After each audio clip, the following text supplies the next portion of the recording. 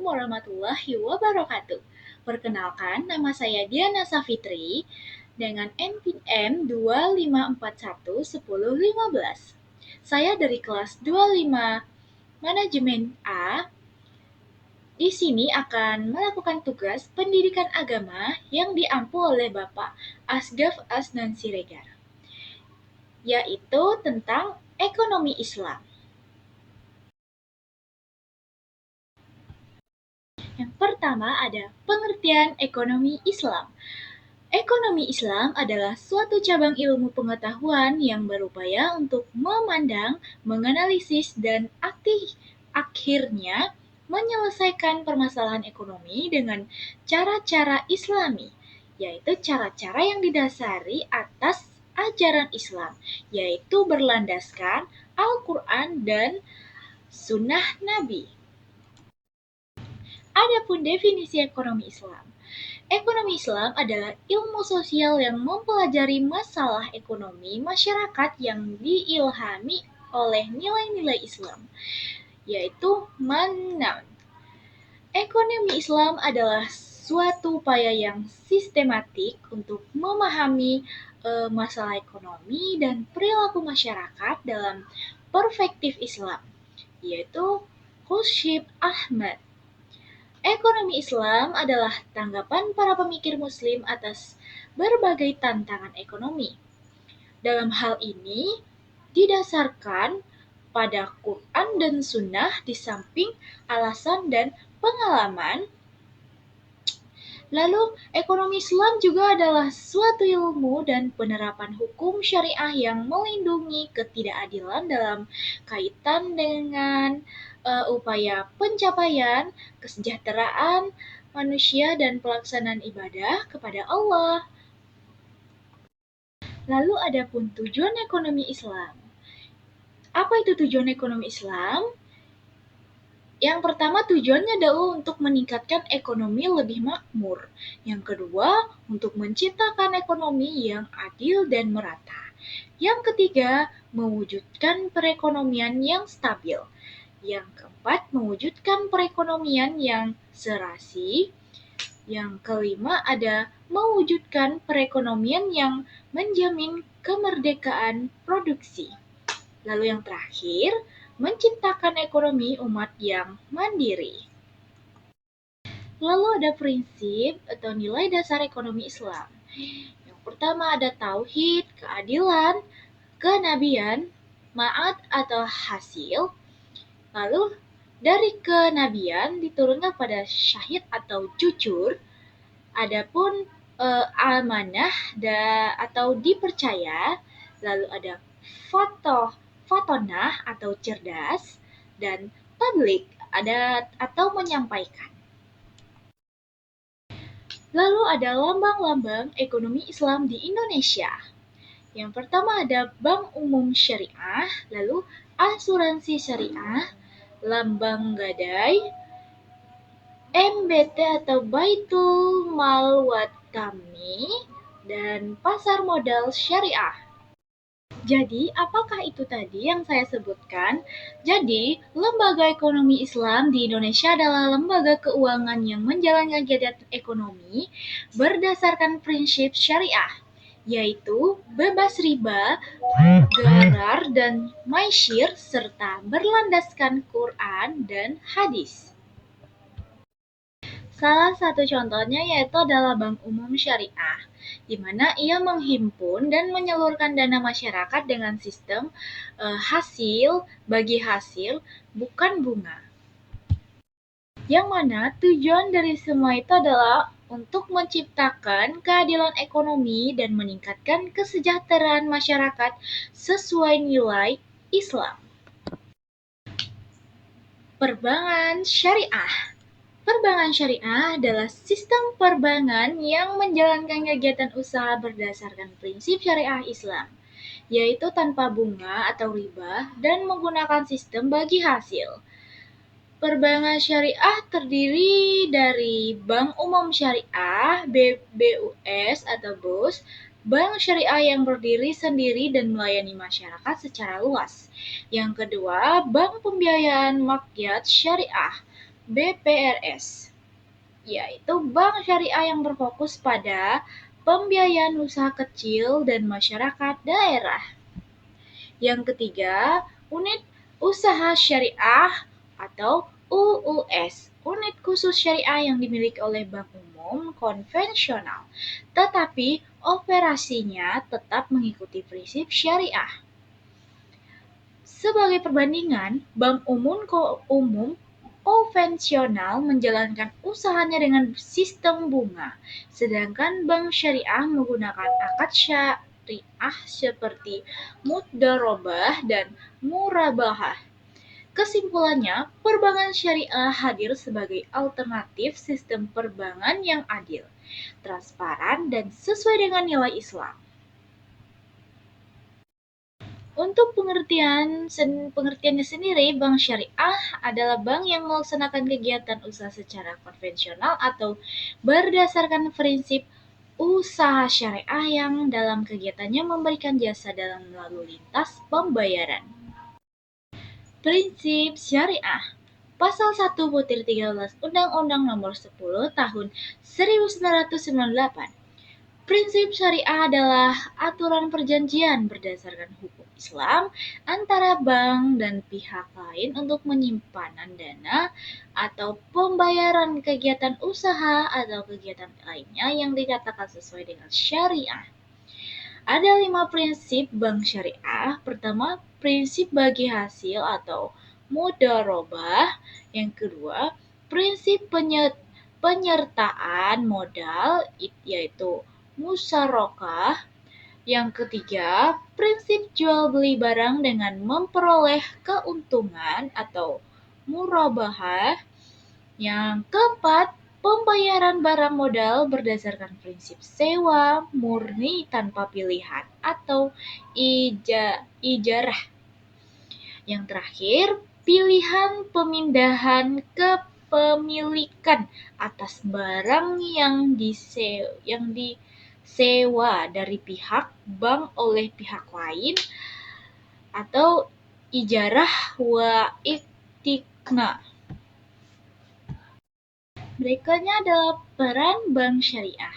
Bank syariah turut berperan dalam menunjang pembangunan ekonomi bangsa Indonesia, terutama melalui upaya peningkatan peranan perusahaan muslim dalam perekonomian nasional dan bertindak sebagai katalisator sebagai pengembangan lembaga-lembaga keuangan syariah di Indonesia. Selanjutnya, fungsi bank syariah. Yang pertama, sebagai manajer investasi, bahwa bank syariah tersebut merupakan manajer investasi dari pemilik dana yang dihimpun, karena besar kecilnya pendapatan atau bagi hasil yang diterima oleh pemilik dana yang dihimpun sangat bergantung pada keahlian, kehati-hatian, dan profesionalisme dari bank syariah. Yang kedua, sebagai jasa keuangan. Bank-bank Islam juga menawarkan berbagai jasa-jasa keuangan lainnya untuk memperoleh imbalan atas dasar agensi kontrak atau sewa. Contohnya, meliputi letter of guarantee, with transfer, letter of credit, dan lainnya. Yang ketiga, sebagai investor. Investor yang sesuai dengan syariah tersebut meliputi akad, murabahah, sewa-menyewa, atau leasing, musyawarah, akad mudharabah, akad salam atau istisna, istikna, pembentukan perusahaan atau akuisisi, pengendalian, atau kepentingan lain dalam rangka mendirikan perusahaan, memperdagangkan produk, dan investasi atau memperdagangkan saham yang dapat diperjualbelikan. Yang terakhir, sebagai fungsi sosial. Konsep perbankan Islam mengharuskan bank-bank Islam memberikan pelayanan sosial melalui dana OAT atau pinjaman kebajikan atau zakat dan dana sumbangan sesuai dengan prinsip-prinsip Islam. Kajian terhadap asuransi. Pemahaman terhadap asuransi konvensional adalah haram yang terkandung dalam unsur gharar, maisir, dan riba. Yang pertama, unsur gharar terdapat pada bentuk akad atau perikatan yang melandasi penutupan polis. Akad yang terdapat pada asuransi konvensional yang dikategorikan sebagai akad tabaduli atau akad pertukaran, yaitu pertukaran pembayaran premi dengan uang pertanggungan. Unsur gharar ini juga terdapat pada sumber dana pembayaran klaim pada asuransi konvensional adalah tidak jelas asalnya. Yang kedua, unsur maisir terjadi apabila peserta asuransi atau pemegang polis membatalkan kontraknya pada masa reversing period. Ia tidak akan menerima kembali uang yang telah dibayarkan kecuali sebagian kecilnya, biasanya kurang dari 5%. Yang ketiga, unsur riba terkandung dalam melakukan usaha dan investasi yang menggunakan sistem bunga, terutama pada bank-bank konvensional dan fund management companies. Definisi Pegadaian Syariah atau RAHN menjadikan suatu benda berharga dalam pandangan syariat sebagai jaminan hutang dengan kemungkinan hutang tersebut bisa dilunasi dengan barang tersebut atau sebagiannya. Seperti yang ada di contoh, yaitu Pegadaian mengatasi masalah tanpa masalah.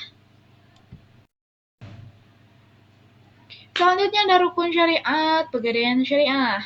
Ada rahim, mutahib, mahrun.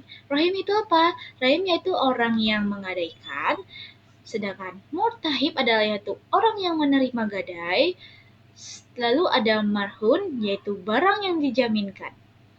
Nah, nanti itu akan diturunkan menjadi syaratnya. Pertama ada mempunyai barang yang digadaikan, itu ada syaratnya. Yang pertama mempunyai nilai menurut syariat. Yang kedua harus ada pada waktu akad. Yang ketiga harus bisa diserahkan seketika kepada murtahin atau wakilnya. Lanjutannya yaitu untuk murhabin atau dain hutang harus jelas rahin atau murtahinnya, lalu harus tetap dapat dimanfaatkan dan harus lazim atau mengikat pada waktu akad. Lalu ada ijab dan kabul, pernyataan agadai daripada para pihak, yaitu keduanya jelas mengungkapkan keinginan untuk akad rahim.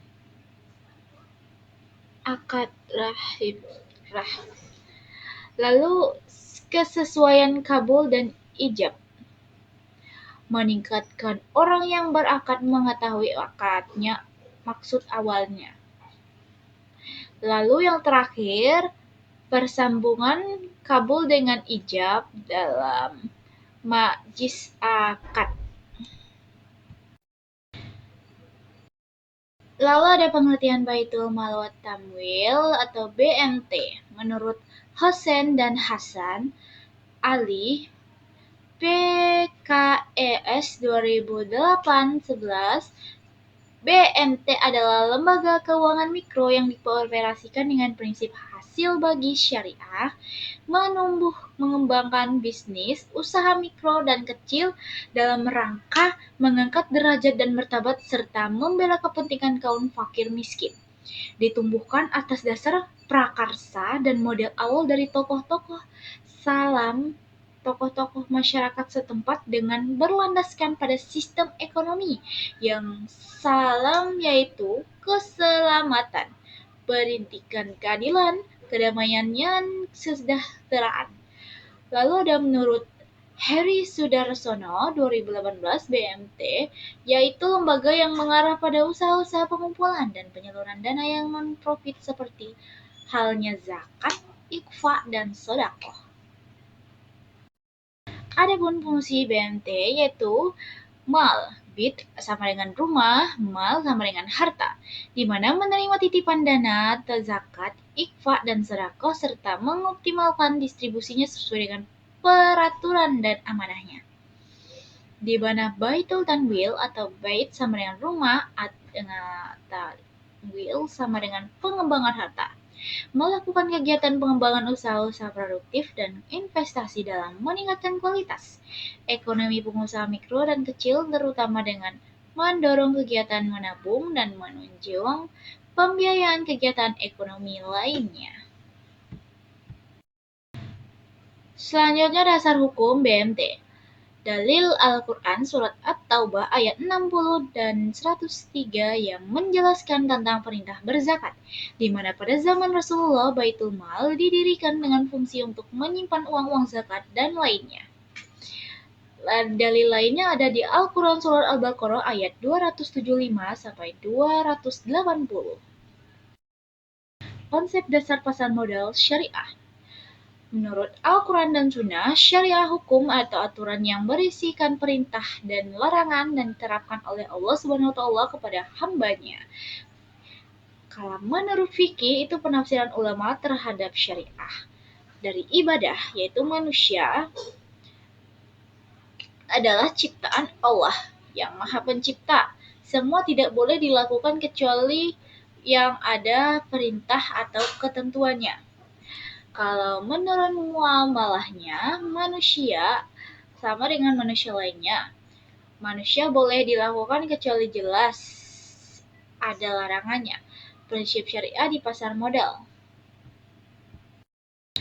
Prinsip pasar modal syariah. Yang pertama itu adalah pembiayaan dan investasi pada aset atau kegiatan usaha yang halal, spesifik dan bermanfaat, dan dilakukan dengan hasil bagi hasil. Yang kedua, uang adalah alat bantu pertukaran nilai. Pemilik harta menerima bagi hasil dari manfaat yang ditimbul dari kegiatan usaha, maka pembiayaan dan investasi harus ada pada mata uang yang sama dengan pembukuan kegiatan usaha. Yang ketiga, akad yang terjadi pada antara pemilik harta investor dengan pemilik usaha, emiten, dan tindakan maupun informasi yang diberikan pemilik usaha serta mekanisme pasar atau bursa and self-regulation organization lainnya tidak boleh menimbulkan keraguan yang menyebabkan kerugian. Yang keempat, ada investor adalah emiten tidak boleh mengambil risiko melebihi kemampuan atau maisir yang dapat menimbulkan kerugian yang sebenarnya dapat dihindari. Yang terakhir, investor, emiten maupun bursa dan self-regulation organization lainnya tidak boleh melakukan hal-hal yang menyebabkan gangguan yang disengaja atau mekanisme pasar, baik dari segi penawaran, supply maupun dari segi permintaan demand. Jadi, sekian penjelasan saya mengenai ekonomi Islam. Jika ada salah kata dan juga kesalahan lainnya, saya mohon maaf. Saya akhiri. Wassalamualaikum warahmatullahi wabarakatuh. Sampai jumpa lagi. Sampai jumpa.